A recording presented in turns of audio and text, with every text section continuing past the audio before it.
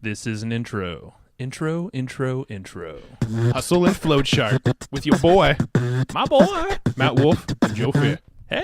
What up? Sup? Welcome back to the Hustle and Flowchart podcast. You back? My name is Matt Wolf. I'm here with Faux Jeer and... Who dat? Oh, Joe Fear. Sorry. Oh, that's it. Sometimes I get the letters mixed up. Yeah, you're confused. It's okay. It happens all the time.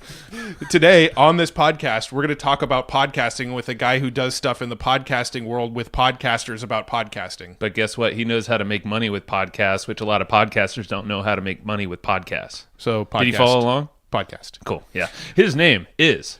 Trevr Smithlin. That's right. So this dude, preface this really quick. If you don't have a podcast, keep on listening. There might be some, there are going to be some tidbits and things you can apply as well. But I thought you were about to say something dirty. Oh. There about to be some tidbits. Whoa. Didn't even cross my mind. But, no.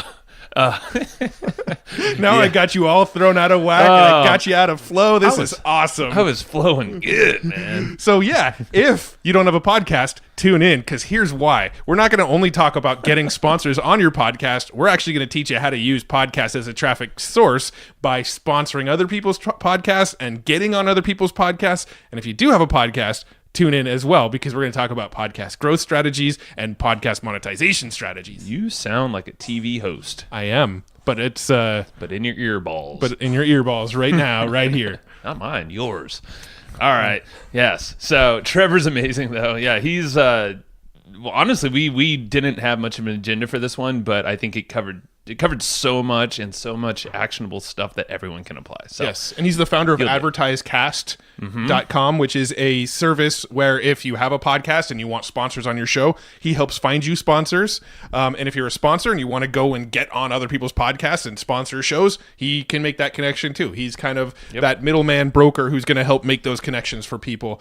And you can contact him. We'll give you his email later in the show. Yep. Just listen on. And we have been chatting a lot about traffic lately. Today is no shortage of that, because podcast is like our personal traffic kind of first impression that a lot of folks in our little ecosystem, they see us initially on the podcast, but there's a whole machine that a lot of people aren't seeing. It's like this invisible thing that's happening where, there's email lists, there's chat bots, there's offers, there's affiliate things, sponsorships, a lot of cool stuff. And we actually teach how we do that inside our traffic course. Yeah, it's called Perpetual Audience Growth. It's actually available at evergreenprofits.com/traffic. Now, if you go and read the sales page about purchasing our traffic course, one thing that we don't really mention on the sales page, we should probably update this, is we actually have a forum. And in this forum, we post new training about once a week-ish. Don't quote me on that. Sometimes we'll put 3-4 videos in 1 week, and some weeks we'll go a couple weeks without posting new stuff. It's just whenever we experiment with new traffic strategies and test new things and something works,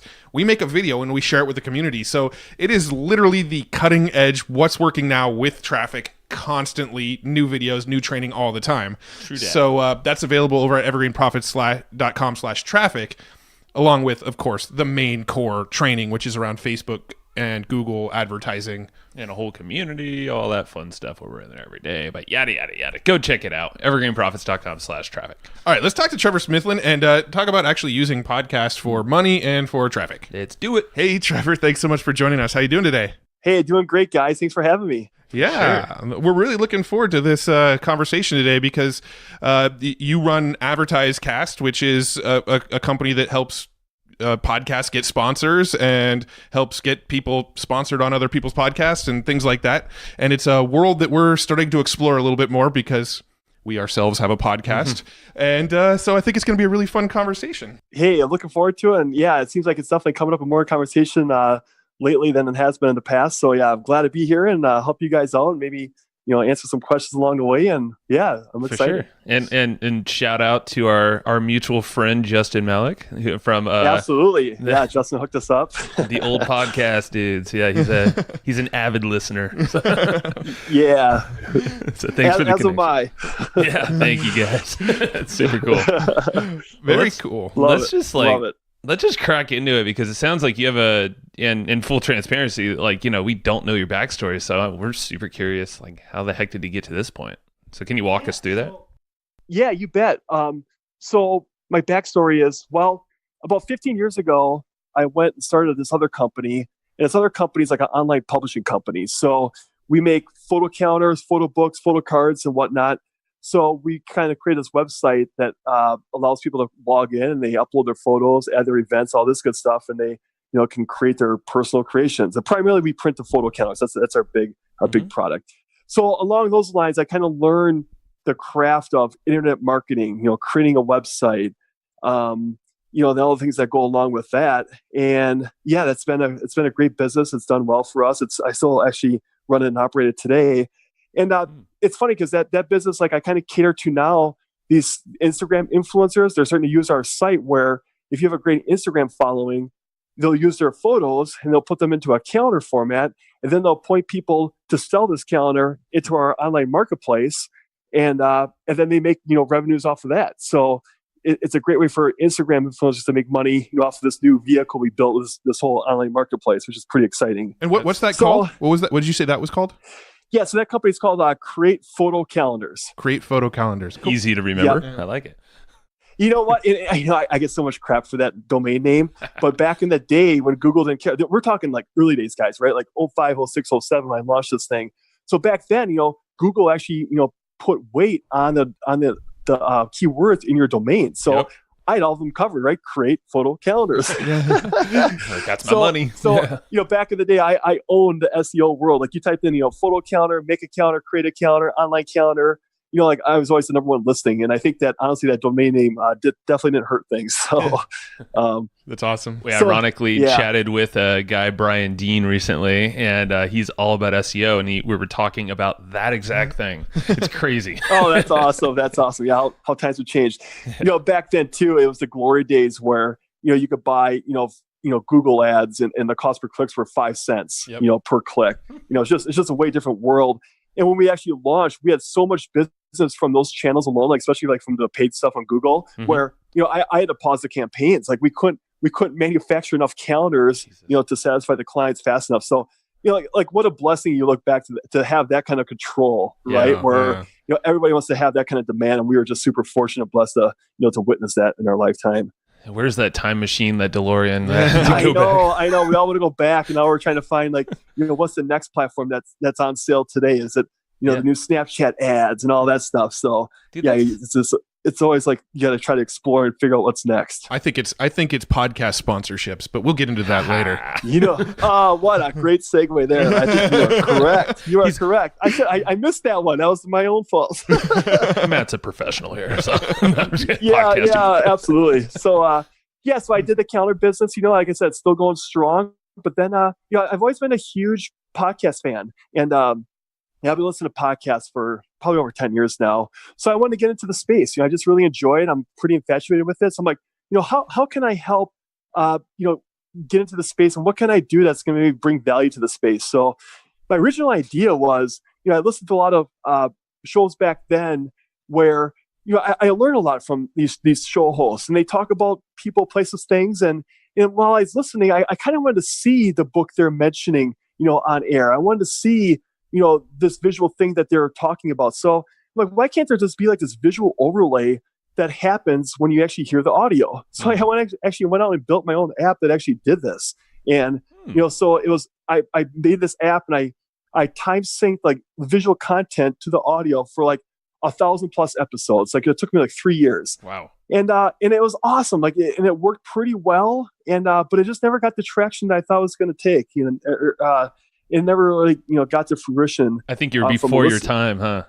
It was like 2012, 13. I think, it was before my time, and, it might be a project I bring out someday again, but I think it was before my time, but it was cool, so that's why I kind of got into it. Then, like I said, that project, it wasn't like super successful. So I'm like, well, what else can I do to help people out in this space? And, there's definitely the advertising thing. So, a lot of indie podcasters and new podcasters need help monetizing their podcasts. So I'm like, why can't there just be more of an open, online marketplace that everybody can kind of come to? And, it's more of like e-commerce system where, podcasters come in, they add their show listing, they talk about their show, they can have sample audio clips, and then, they list their spots for sale. What do you want to sell? Do you want to sell a 30-second commercial spot, a 60-second, spot? And they can outline that within our system. And then on the contrary, the other side, the advertiser would come in, and they could shop those spots. So they could see that, okay, for instance, your show, like, how many listeners do you have? How many people are you going to reach? And then how much are the spots? How much do they cost? And you simply can, check out those spots right through our online e-commerce system. And then the platform kind of walks you through all the steps, from the start to the completion part. So that's super cool. that was like my, segue, I guess, changing into this whole thing. And, I made a bunch of iPhone apps along the ways too. That was just kind of fun and dabbling into that. And it's been a fun ride, but it definitely took a while to to get here to where we are, to the Advertise cast level that we are today. Yeah. Well, and it's such the podcast medium in general is just, it's obviously been around for a while, but it has. The demand is just kind of ridiculous because, like Matt and I, both of our sisters are listening to podcasts and like we can all kind of relate on that. Whereas just a year ago, that wasn't the case. So, for sure. Even my wife is, she's more like, I think, mainstream pop culture type content of a person. So, she needs to hear people like from The Bachelor, to get her attention, right? She's not into the highbrow or the business shows that that we all kind of like, let's call it. So yeah, I think you're right. I think we're starting to see more of those shows pop up, and I think that's going to be the next wave of probably bringing in the next batch of new listeners into the medium, and that's exciting for all of us. That's where we're going to start to see, I think, the numbers just come in droves, let's call it. Yeah. Before we hit record, we were kind of briefly starting to talk about kind of podcast trends and things like that. Do you have an idea of, how podcasting is growing? Like, you've obviously been in it for a little while now. So what sort of evolution have you seen? Yeah, it's funny because on the listener side, like how many new listeners are coming into the space, the medium, it's not like this huge hockey stick growth that everybody kind of thinks it is. The media outlets, I think, are portraying it to be as such, but really it's been on a gradual uptick, for like the last 10 to 15 years. And I think, the great shows like Serial that came out, it definitely, had some spikes of new people coming into the space, but still it's been, I think, a relatively modest, general increase. Let's call it, 2-3% audience that just keeps coming in and growing it every year. And I think that still steady growth has definitely helped, and it's probably more of a stable growth. But yeah, it's not this like rocket that everybody kind of deems it to be. I think the media kind of portrays that.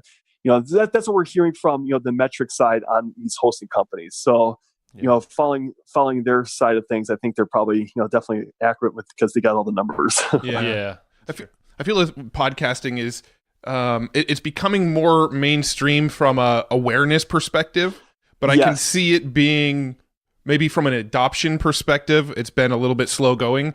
Correct. There's like a sitcom on TV now with Zach Braff all about a guy starting a podcast. That Serial came out, and Serial was a really, really popular podcast. I listened to it. I think Joe listened to the whole season. There's that. And then the startup podcast, the one that sitcom on TV with Zach Braff is actually based off of, that podcast was really big. And now you got guys like Joe Rogan, and pretty much like every stand-up comedian or like actor seems to have a podcast now. I think like Alec Baldwin has a podcast, and Jesus, I'm blanking on names, but there's a ton of them.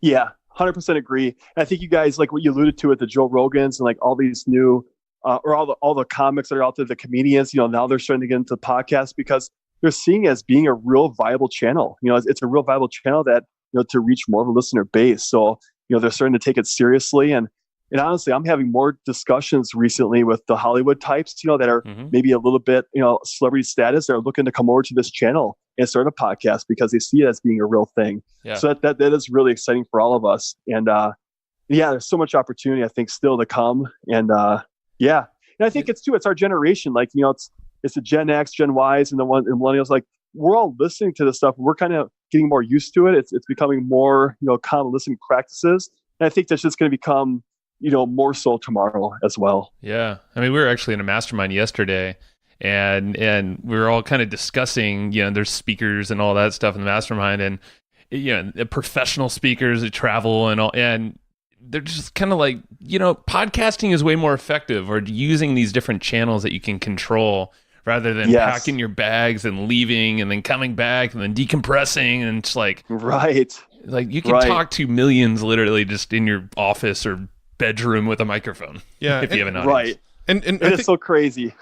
I think one thing that a lot of people don't really think about with podcasting is how much time your listeners are spending with you. So, you hear of people that, their podcast maybe gets 200 downloads a month or whatever. Maybe, their audience isn't that big, so they get discouraged quickly. But when you think about, let's say you have a 30-minute to an hour-long podcast and people are spending, once a week with you for 30 minutes to an hour, that is a lot of time that you are in that person's ear.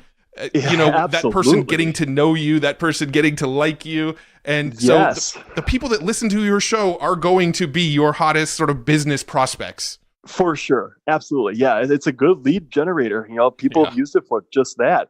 But you're right. It's such an intimate format where, I listen to so many shows where I feel like I could walk up to the host and give him a hug, or like we're best friends. I give him a high five. They're like, who are you, you weirdo? But it's like, but you listen to him for hundreds of hours. So it's like, like their favorite things pretty much in life, and like who they are as a person, because it's just the way the format is. Yeah. So I don't know. I feel like we're just riffing on how cool podcast is because it's really fucking cool. Like it's so cool. I'm sure. You know what, too? It's kind of cool. Did you see that Saturday Night Live skit or the Saturday Night Live skit on this on the podcast thing like a couple of weeks ago? That was pretty cool. I'm like, well, is that like mainstream validation right there? Like that was kind of cool for the whole industry. Yes, I remember seeing that. It was like a podcast awards sort of. Podcast awards. Yeah, it was pretty funny. I laughed. Yeah. I mean, we mentioned the media and now comedy. I mean, and celebrities. That's a sign of the times right there that something's shifting. It is. Yeah. I also find it fascinating that it seems the trend is going longer and longer form. We're constantly talking about attention spans being very, very short these days.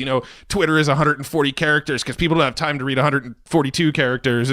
But then Twitter expanded that. Yeah, then Twitter expanded it. But then you look at like podcasts, and if you look at the trends of podcasts, you're seeing more and more shows going beyond an hour. Joe Rogan's 3 hours. Tim Ferriss is 2 to 3 hours. Yes. Like these shows are getting longer and longer and longer. And I find that really fascinating. Yeah. Yeah. Me too. I think that's where you start to have real conversations with these people too. It's not this fake, kind of like your typical, style interview as the same questions have been asked a bazillion times. Like Joel and Tim and those guys, like they're professionals at what they do. And it's so interesting to hear like these other questions that they have and hear the other side of things. And I know like he interviewed Elon Musk, how cool is that the other day, right? I mean, you learn so much more about, deeper things, other things that, have gone on in his life that you don't hear from a typical, broadcast type of thing. That was like a that was like a lesson, a deep dive into Elon's brain, into one of the most brilliant thinkers in our time right now. And in a raw way that you're never going to get anywhere else from some media that's chopped up into short form, all that. Right. I'm 95% sure he might be a robot. Oh, yeah. I think he even kind of admitted it. Yeah. I think he thinks he's a robot. If you listen to his interviews, he thinks he's a robot. At least an alien. I know, he does. He does, yeah. Well, he thinks we're all in a simulation, right? But we won't go down that rabbit hole. Because Yeah. How cool is that to hear it first-handly from him and to get to that level, and Joe did a good job with that. Oh yeah, he did, and also by adjusting the Tesla stocks and whatnot off of a certain incident. Then he hits the joint, and the whole stock market crashes on Tesla the next day. It's like one puff of weed. It's just the world we live in. It is. So I'm curious with from a monetization standpoint. I mean, obviously you're seeing some stats from sponsorships, but with the long form versus short form, are you seeing a difference there in terms of any of your tracking? Yeah. So, we say the longer the show, the more ad spots you can really have within your shows. So, for Joe, for a 3-hour show, you could probably get away with, 4 spots in it. I mean, you're talking maybe, 3-4 pre-rolls if you want, or you could do 2 pre's, maybe a couple mids, so you do have that added value benefit. But yeah, I guess what's the question more along just the lines of how long are the shows from a format perspective or? That or if you're just seeing any trends with, short versus long, or maybe a frequency thing, how many shows are coming out? It's still all over the place. I mean, I still like the quick 10-minute shows. Sometimes I could, listen to on my way to work, and my work's maybe 15 minutes away, let's call it, my office. So those are kind of nice. You could bang one out, in that time. But then I do like the longer format for the weekend play. I'm walking the dogs and, or driving the kids here and there. I can just, keep cutting into this thing when it's 2-3 hours. So it just seeing what I'm seeing out there, I think I think if anything, we're starting to see maybe the shorter format become a little bit more popular, just because I think people are getting more strategic about, hey, I want to kind of, put something within their commute time, which is about 35 minutes, let's call it. So I think they are getting more strategic that way, and if anything else. But the long format is definitely here to stay, and I don't see that changing at all either. Very cool. Now, so I have a question. I want to get into the mechanics of all of the advertising and sponsorship stuff in just a second. But before we go there, when it comes to podcasts, you obviously see a lot of them. You work with a lot of podcasters. I'm just curious if you have seen anything work for those people to help grow their podcasts. So anybody who might be listening to this show, it'd be interesting to hear from your perspective, like, oh, some of these podcasts have grown really quickly, and here's some of the things I've seen them do. Have you noticed any trends and or any sort of kind of cool tactical ways people have grown their podcasts just being so immersed in this community? Yeah, there's a couple hacks. I mean, there's no easy way. I mean, most of it honestly is just audience building. That usually happens on your social channels. So, I think you need to extend beyond podcasts and build up your social channels, whether that's your Twitter feed, your Instagram, or you have a Facebook page, or you do some video on YouTube. Like, keep working those channels. I think that's the big part of it. Mm-hmm. And but some quick hacks too is what's working is cross promotional stuff. So we have over 2,000 podcasts on our platform, and most are cool with cross promo type ads. So what that means is you guys would, let's say, cross promote your show with maybe Nick on the Side Hustle. Mm-hmm. So we're starting to see that be really effective. So it's shows that are similar in context and content where you guys cross promote each other, and that seems to be really working well for finding new listeners and subscribers. Yeah, and there's other hacks too. Like you could go on like the Overcast app over there, mm-hmm. And I know Marco, he's done some cool things where you can you can sponsor pretty much a category, I think is how it works. And then your show's recommended to listeners in that category, and it shows off impressions, and then new listeners can find you that way. So we actually have a growth guide, and maybe we could put that in the show notes. And it's all the stuff that I've actually I've read online, and I kind of scanned through these Reddit forums. So it's all the stuff I kind of learned myself through the last 3 years, and I'd love to have you guys, have access to that if you want. Oh, that would be awesome. That would be awesome. Yeah, actually, the two things you've mentioned are two things that we've actually noticed work to grow this podcast. We've actually, we ran advertising on Overcast for maybe 4 or 5 months straight when we first kicked off this podcast. That's awesome. Did it help you out quite a bit too then? Yeah, it did. 100%. Yeah, it really probably doubled our listener base, like with the first month we did it. Yeah, and then and then it was kind of marginal improvement beyond that. It kind of went down a little bit, but it definitely was. I mean, that is a key. I forget what the investment was, but it was. I mean, for what we were getting, it made a lot of sense. Yeah, the big problem. Awesome. That's awesome. The big problem that we had with Overcast is they've got there's this like scarcity element baked in where basically they have a specific amount of slots available each month, and the more slots available, the cheaper the price. And so it's very, very competitive to get in there very quickly and try to buy up the slot that you want. Mm. And so if you don't get in really quick when slots open up, it's either sold out or very, very expensive. And so we were actually very lucky in our first few months of doing it. We actually got in very, very inexpensively. And then when we wanted to continue doing it, they don't, you can't continue to like recurringly just pay them for a sponsorship. You have to go in and sign up again. And so it just got more and more and more expensive. So it kind of became a little too cost prohibitive. Didn't really make sense anymore. But it was extremely, extremely effective. And I think it's a great way to kickstart a show. Mm-hmm. And then the other thing you mentioned was getting on other people's shows and kind of doing like podcast swap sort of things. Yes. And that's sort of been our game plan. We've been doing a lot of that. We're going on about a podcast a week right now. Mm-hmm. That's awesome. So yeah, I know that space is limited over there, on his app, and yeah, like another thing too is just like, it is the cross promote or just being on other shows, right? Just being a guest ideally, and then you promote your show that way, or you have this show tweet you out and you get the the social media benefit of that. So yeah, it's just kind of raising awareness, So it's just putting yourself out there. I think it's a lot of it. Well, you mentioned something too, and I forgot. Yeah, we have a connection through Nick Loper as well, because he was on the show, and I think he gave you guys a shout out on our. Yeah, Yeah, we work with Nick actually quite a bit, and yeah, Nick's been great. Cool. Yeah, he's a super cool dude. And in the cross promo thing, we have not done in terms of ads. Sure. And it just makes sense if you have a podcast and they have a similar audience, they're already listening to podcasts. It's like a seamless integration right there. It is. Yeah, it works so well. Yeah. So I think, yeah. I want to kind of switch into actually talking about sponsorships and the sort of mechanics behind it. And there's really two sides to it that I want to dive into. There's the side of, if you have a podcast, like, what are the benefits? What's the why behind getting sponsors on board? And then the other side of it is, if you have something that you want to get out into the world and you want to build a brand and you want to drive traffic, going and sponsoring other people's podcasts. So I kind of want to go down both of those paths sort of one at a time. Sure, you bet. Love it. So let's start with, we have a podcast and we're considering getting sponsors right now on our podcast. And our listeners are probably hearing this for the first time, but it's a little peek behind the curtain. We don't actually have sponsors for our podcast. We have affiliate relationships with people, but when we go on when we record our episodes, we say, hey, this show is sponsored by X company, but it's really just an affiliate relationship where we get a commission when somebody promotes.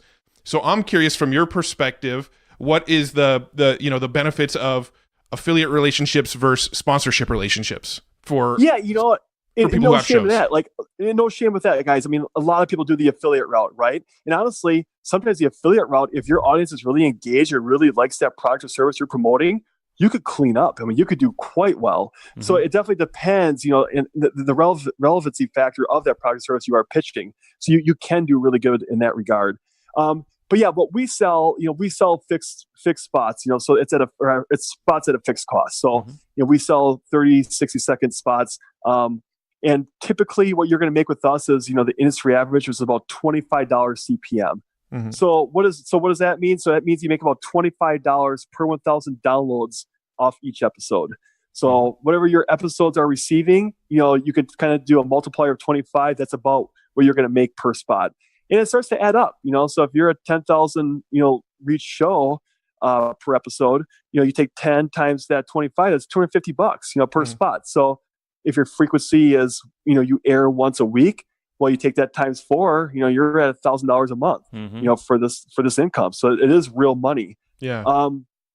But you do got to reach, these certain minimums. We're going to start to, let's call it, where, before, we'll kind of spill the beans a little bit today, but before we were kind of like serving everybody. Like our minimum requirement was 100 downloads per episode to come into us. We're starting to find that our advertisers just don't want those types of shows. And honestly, it's too much work for the podcasters at that level to do any kind of work for that little bit of money they're going to get from that. Yeah. So we are going to raise our minimums coming next year to, it's either going to be 1,000 or 2,000 downloads, because then it starts to make, monetary sense for everybody on both sides. Got it. So from a podcaster perspective, it kind of makes sense to maybe kick off the show without sponsors until you get us to a certain level and then start chasing the sponsor route.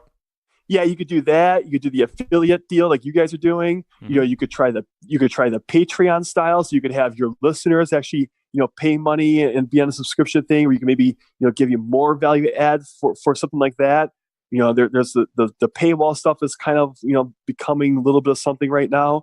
So there are other ways to monetize, but it's like you got to think, first of all, too, like, what do you want out of this? I mean, is this a passion project where you and your bros are, riffing off your local sports team and it's just a fun project? Well, that's fine, and can you make enough money to maybe subsidize your hosting costs?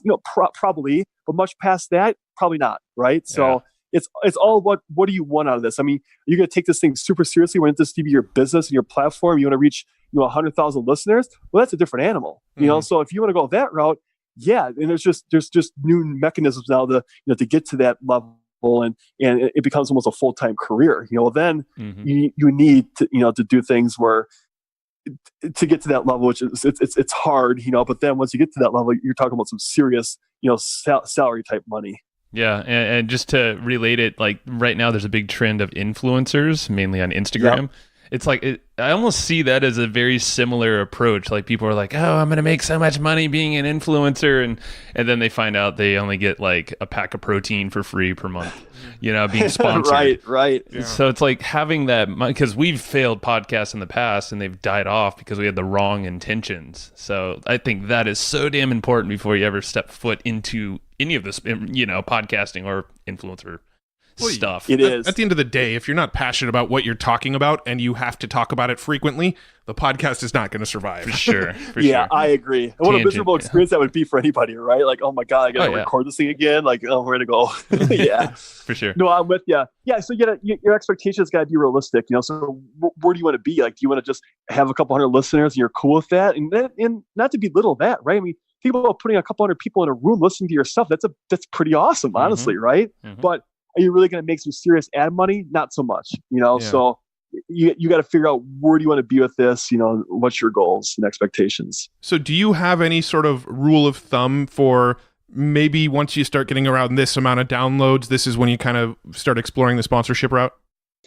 Yeah, I think, with us, like I said, our minimums are going to be increased next year. So, if you get to 1,000 or 2,000, we actually can sell that. We can sell that to our advertisers. And, not everybody, but we have definitely a handful of advertisers that are okay testing those types of shows. So I think at that level, you could start to explore it. But I would say more the sweet spot would be when you hit like 10, 20,000 plus. And that's where you're starting to see the magic really happen. No, are you saying 10, 20,000 plus downloads per month or per episode? That's per episode. Got it. Yeah. Okay. So per month, it depends on your frequency. You multiply that out. Yeah. Yeah. So that's about where it is. I mean, and of course, you get to the bigger levels, the 100,000, the millions, then yeah. Do whatever the world is your oyster.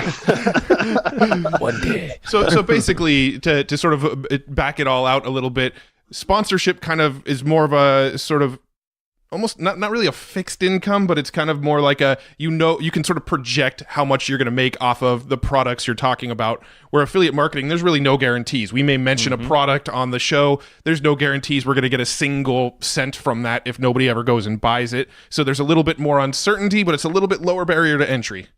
Yep, 100%. You nailed it.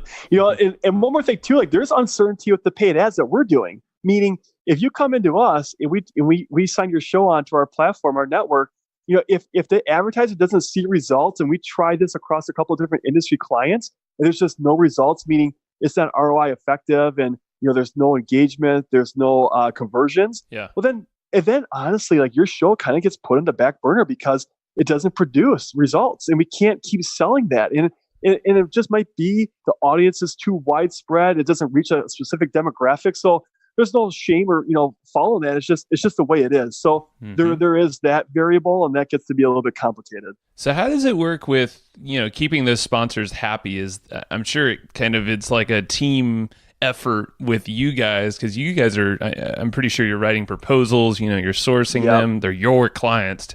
And then you're essentially brokering the deal over to us. Is there correct? Are there some ways that even like podcasters, I mean, I'm sure you're doing your job great, for us to keep sponsors happy? Sure.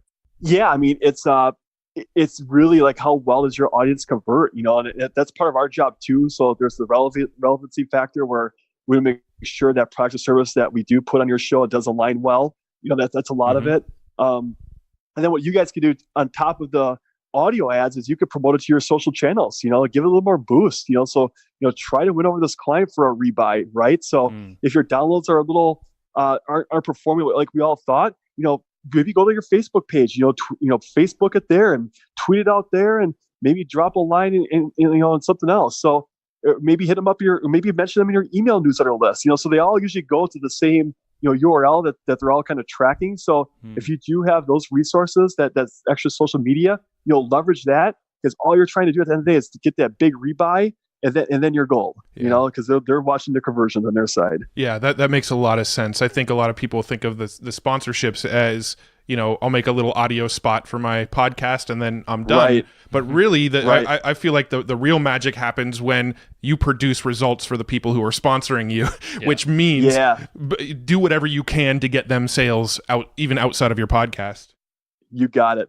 Everything we're talking about today, it's all focused on results. It's results. So it's like It's these DR, direct response clients that want results. They want, ROI every dollar they put in. They want to see $2 back, right? And I think we're starting to see a little bit of a shift now, where we're starting to see some brands come into the space where it's not true. It's not like direct ROI. It's more of a brand awareness type campaign.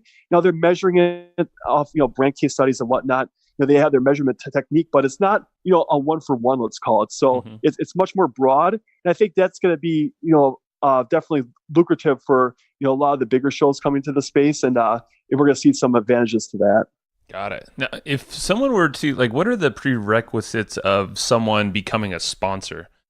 So actually being on that side of the whole thing. Well, I don't want to go there quite yet. Am I skipping ahead? You're skipping ahead. I still want to stick on. Right. Sorry. I still want to stick on the bucket of sponsorships on our show, and then I want to shift over to that stuff. Got it. But for having sponsors on our show, what's a good way to sort of vet out who would be a good sponsor? We don't want to mismatch either, because we want to make our sponsors happy. So how do we find good sponsors that are going to be a good match for our show, where everybody's going to get a win-win out of it? Yeah, well, first you're going to come to advertisecast.com. You're going to sign up. Okay, I'm just kidding. No, so you guys doing it directly, I honestly, how you do it is just think about the products, tools, and services that you already use that you're kind of in love with, and think about those types of products, and maybe approach them and saying, hey, I got this great podcast. We kind of, target these entrepreneur type people, and I love your product. Let's say it's like Asana. It's like your workflow task management system. Say, hey, I want to promote your product or service. Like, how about we work out a deal? I have this many listeners. Maybe you come with your own sponsorship package, and you kind of present that to them. And it's just numbers. You keep trying that. You hit these people up that you actually love their product or service. So it's truly a natural endorsement on your side to promote them, and you may make a deal happen, right? So yeah. But it gets complicated because a lot of those types of companies are working with agencies, so you can't even work with their marketing people. You have to go to the agency level. So this whole thing is just relationship building, and that's a lot of the business, where it takes years to gain trust and credibility. And once you have that, you get more of their ad dollars. It's kind of how it works. So we definitely fast pace that, but somebody fresh coming in, it takes time. It just takes time to make these deals happen. Got it. And so you guys basically, that's what AdvertiseCast does. Basically, a podcaster like us would come to you, and you would sort of source them and vet them for us, and then present them to us, right? Yeah, yeah. We already have the hundreds of brands, and that we work with the major agency partners in the space. So we already have good relations with all these people. So yeah, we're your fast pace. We've got fast step all that. All you have to give up in return is 30 points, which is not that big a deal. So yeah, so it does take time to do it. Can you do it yourself? Absolutely. It's just going to be a time consuming. Is that do you want to take time to do that, or do you want time to perfect your craft and make your content maybe better? Yeah, it's kind of like a balance you got to figure out. Okay, it is, and yeah, what do you feel like doing? It's entirely up to you. For sure. Well, that makes sense. Yeah. Any other? No, I think I'm ready to flip to the other side of the coin. To flip it. Yeah. So I mean, if you're, I want to go back to that question. And if you want to become a sponsor, I guess for you said you work with hundreds. Are there metrics or certain things that you're looking for in a company who wants to sponsor or become a sponsor? Yeah, some data points we find that are helpful, where it seems like your conversion factor of your product or service, like it has to be a pretty good dollar amount, right? So your order size or your cart size, your total order size, it has to be something that's pretty substantial for this medium, at least for what we're seeing on our side, for it to truly work. So if you're an app developer and you want to try to promote your app and gain money by people buying 99% in-app purchases, this medium is probably not going to be the best for you. Now, if you're a consultant, you're trying to sell, some consultant services for, $1,000. Now that could be a really good fit. So we are seeing, that as a true metric that we're kind of looking at. So we turned it down some sponsors because we're like, yeah, it's just not going to work. It's just not a good fit. And I think too, we are getting more targeting capabilities, but for the most part, you should be a national brand and maybe have like a national online presence. Those definitely seem to do the best. Got it. Yeah, that makes sense. It's definitely not be like a local company trying to sell whatever. Yeah. I mean, yeah, that's tough. I mean, it's coming. I mean, the geo stuff is here today. You could certainly target that, but your targeting capabilities are limited in regards to how much reach do you have in a specific market. So yeah, I mean, you could try a campaign, but you're probably still better off getting your local billboards and whatnot. Yeah. Now the big question that I've had about, and I'm sure this is probably a big question a lot of people would have around going and purchasing sponsorships on other people's podcasts, is how do I know if it's effective? If somebody goes on a podcast and just says, hey, you guys got to go buy, this product from this company, go to this site.com. How do I even know that I'm getting traffic as a result of this sponsorship? Yeah. So the way we track it today is simply through, promo codes. So, you mentioned the promo code in the cart system where you're checking out, or they track it, off a unique, landing page URL. So they'll track it there. But that's pretty much it. Those are the two mechanisms. So yeah, unique landing page or, the promo codes. Mm-hmm. Got it. Yeah. So it's like go to 99designs.com and plug in the coupon code HUSTLE to get 10% off your first order or whatever. And then we know that it worked. You got it. And there's so much, arbitrary or attribution lost there, because podcasts do bring a lot more, conversions than what those metrics tell you, because some people forget to put in the promo code or whatever, right? Mm-hmm. So now they have surveys too, like, hey, how'd you hear about us? Was it, on TV or digital ads, or was it on Facebook, or was it on podcasts? So people are starting to come up with those surveys and those exit surveys, and they're starting to see that, wow, like there's actually quite a bit of people, choosing podcasts. So that's definitely, weighing in our favor then for rebuys and whatnot from these clients. Got it. No, I'm curious, and you already started to talk about it a little bit, the geo. I don't want to go there yet either. Oh, where are we going now? Well, that's it. Well, I wanted to stick on the topic of going and advertising on other people's podcasts for a minute. Okay, got it. Sorry. We're good at the tangents going all around. All of us, I think, are all so excited. Let's go down all the rabbit holes we can. Seriously, that's what it feels like. I like to go deep. Yeah. Hey, I love that. I annoy my wife with that too. I always like to go deep in conversation. She goes, "God, you're so annoying." She goes, can't we just surface level like any conversation? I'm like, no, that's not fun. You probably have a very similar relationship that I have to my wife, because I go deep on topics. Oh, I love it. All right. So when it comes to the sponsorship ad creative, I'm curious about that. Say I have a product and I want to go and have be a sponsor of somebody else's show.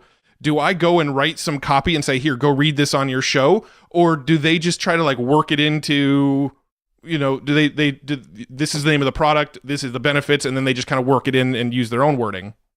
Yeah, you never really want to have a full like ad script made or audio script. Like you want to have, like talking points about your product or service. So we'd ask you like, tell us your best features, or why is this product useful to the world? And then, we actually have the host, like you guys riff on your own verbiage and your own words to why you like that product or service. And that seems to resonate the best with your audience, because they could tell if you're reading a script and it sounds fake as heck, right? I mean, nobody wants that. So it's definitely, we give them a few bullet points about the product or service. And then usually the best is like when they actually have a personal story behind something or behind that product or service, and they kind of promote it that way and endorse it that way. Those are super effective. So yeah, so definitely never verbatim off a true, script. It's just more talking points. Yeah. Okay. So last question on this rabbit hole, You're good. and then we can move on. I'm fine with whatever. I love it.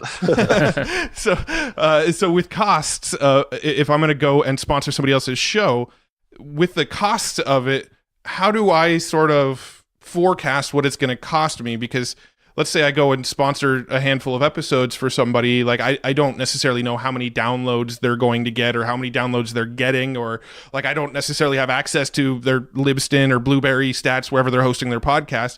How do I know that I'm getting what I paid for, and how do I sort of forecast those costs? Yeah, well, they need to tell you, honestly. So they need to, up front tell you that in their sponsorship deck that you can create, or with us, like every listing, you see exactly how many downloads each episode typically produces.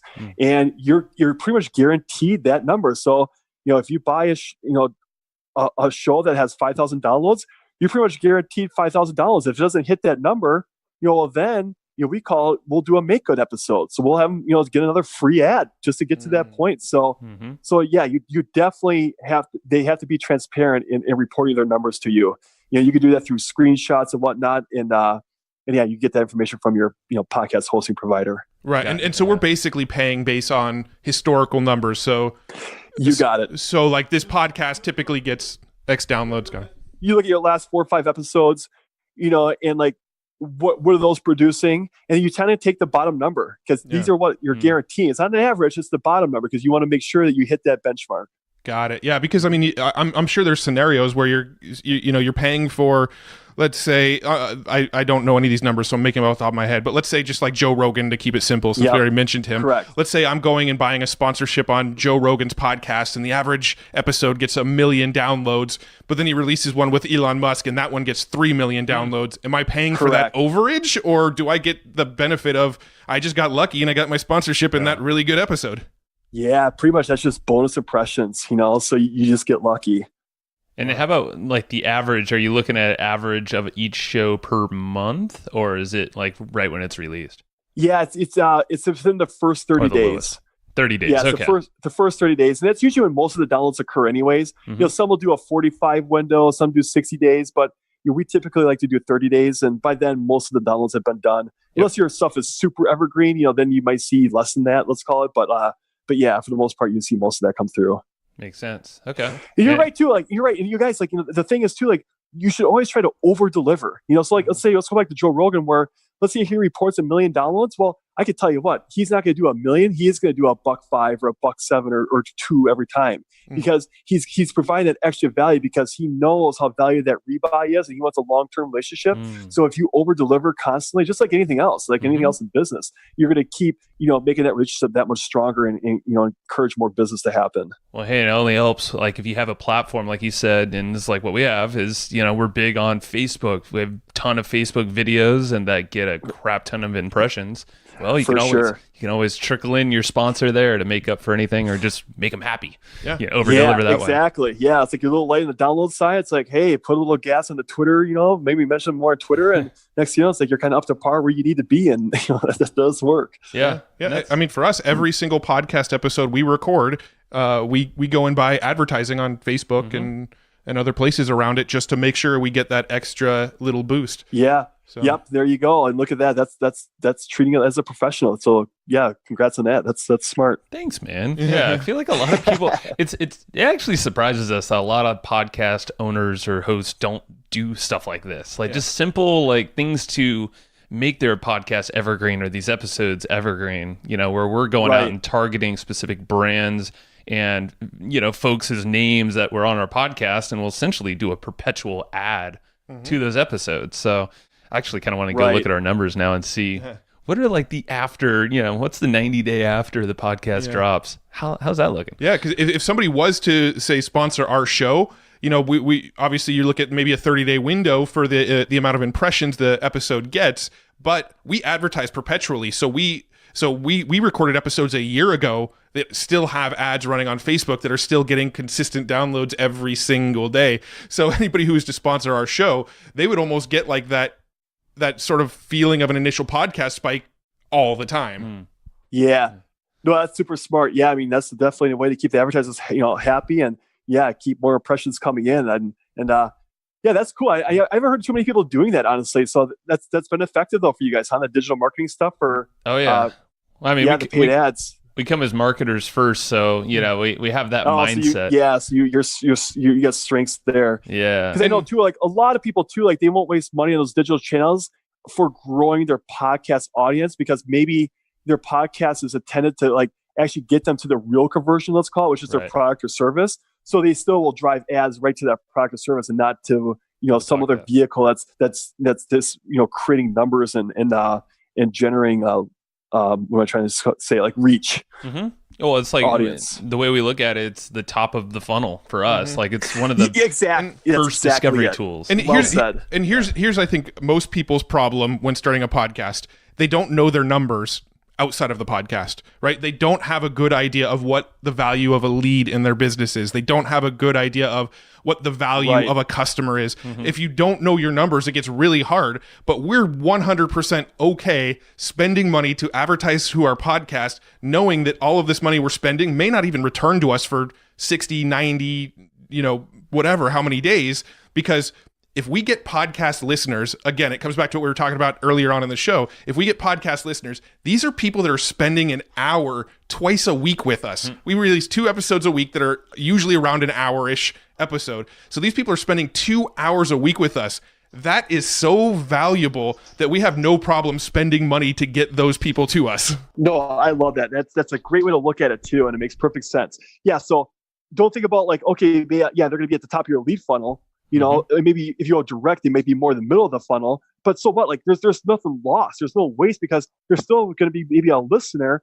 And then, like you said, they're the most intimate type of customer that because they are listening, where they are probably going to, the chances of converting through that channel is going to be much higher than something else in the long term of things. So I think that's pretty brilliant. Yeah. Thank you. No, we'll keep it up. We'll keep growing this bad boy. All right. Now, so the last kind of little tangent. Yeah, was kind of the future of sponsorships / I guess you said even the now with the geo type of ads. Can you go into those, like some of the most exciting things?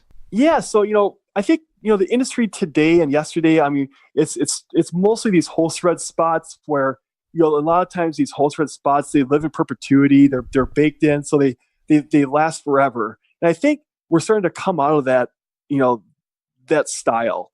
And I think it's going to be much better to come out of that style because we all know that listening to a show, that was maybe 2 years old and you listen to an ad for the company went out of business, it just doesn't make any sense. Like that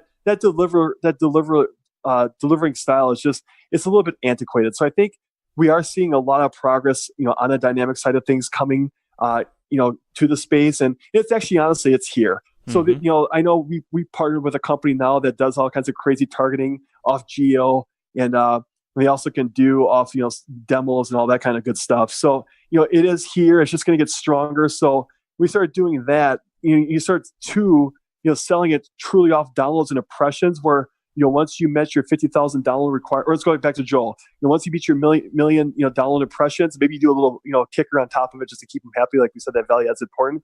Once you meet that, you take it off and you replace it with somebody new coming in. So there's no waste ever. Yeah. It's always like current, relevant, content. So I think that is the future, and it's actually here, and the tech is working extremely well. Yeah. I can't remember if it was Justin Malik or Nick Loper, but it was one of those 2 conversations that we had where we were talking about how Libsyn is starting to have some sort of dynamic advertising where they'll actually replace sponsors based on criteria and numbers of listens and things like that. Engagement. And to me, I'm honestly surprised that it took that world this long to get there because I feel like, everybody else does that, right? When you watch TV, it's all geo-targeted to your location. When you listen to the radio, it's all geo-targeted to your location. YouTube, Facebook, Google search ads, they're all looking at your location and showing you the best ads based on the criteria that you're going after plus your location. Right. And to me, it feels like podcasting almost took longer than you would think to get there.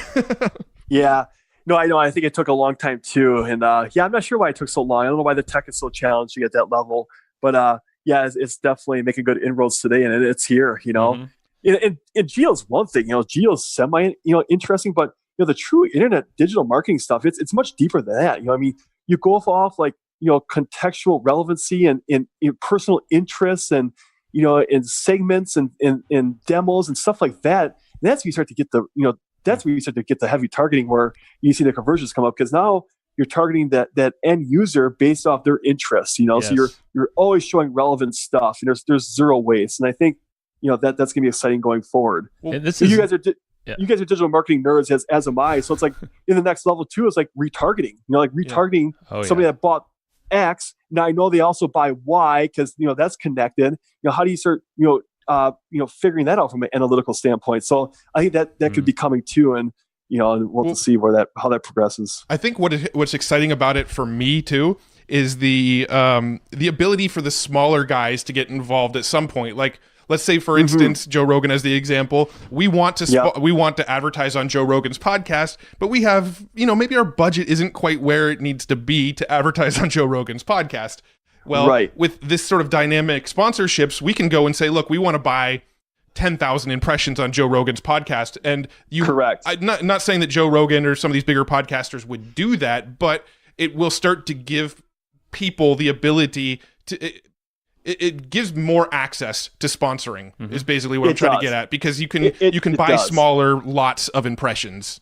100%. Like Joel, let's say he's at $1 million, and most people can't afford that, right? I mean, it's going to be tens of thousands of dollars. So, I want to buy, maybe the minimum is like 1,000 impressions. Well, most companies could probably come up with that kind of money. So you're right. That is much more achievable then. Mm-hmm. Yeah. And what you're thinking too is actually not quite right, where you're not going to buy 10,000 impressions off Joe. You could, but why would you do that? Like that's the old school mentality. It's like Joe's audience is so vast, right? That's true. He has females, he has males, females. It's all certain ages. Like you're going to say, I want people that are 25 to 35, that are maybe, this kind of, I'm trying to figure out, the demographic income earners, demographics, and their interests are A, B, and C, and they're also located here. Yes, that's who I want to target. So that's it. So then we're going to broadcast. We're going to only target your ad to all these shows, as a cumulative effort, but we're only going to pull out the listeners, that meet that criteria. Yes. And it doesn't. We don't care what show they're listening to. Frankly, we just care about the listener and what their interests are. Right. So that's the difference. This is why podcasting is so damn exciting,